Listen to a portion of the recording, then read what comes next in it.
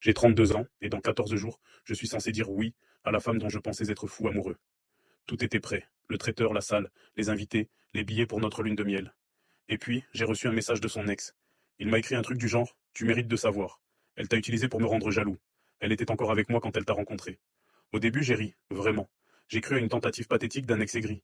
Mais il a envoyé des captures d'écran. Messages, photos, dates. Et là, tout s'est figé. Les dates concordent exactement. Elle m'a toujours dit qu'elle était célibataire depuis 6 mois. Mais là, je vois des messages d'amour, des Je rentre bientôt mon cœur, des selfies dans leur lit, envoyés 2 jours après notre premier rendez-vous. Je me suis senti comme une putain de blague vivante. Je lui ai tout montré. Elle a nié. Elle m'a regardé droit dans les yeux et m'a dit que c'était des vieux messages, que c'était compliqué à l'époque, qu'elle essayait de s'en détacher. Mais elle n'a jamais mentionné aucune de ces complications avant. Et maintenant, je suis là, assis dans notre appartement rempli de cartons de décoration de mariage. Ma mère a fait faire une robe sur mesure pour la cérémonie. Mon père a déjà versé une partie du montant pour la salle. Et moi, j'ai peur.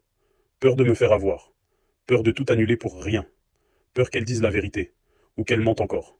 Mais ce qui me ronge, c'est cette question que je n'arrive pas à sortir de ma tête. Et si j'étais juste une transition? Une vengeance? Un dégât collatéral dans leur histoire d'amour brisée? Je n'arrive pas à dormir. Je regarde cette femme et je ne sais plus si je l'aime ou si je la hais. J'ai 14 jours pour décider si je sacrifie ma dignité ou mon avenir.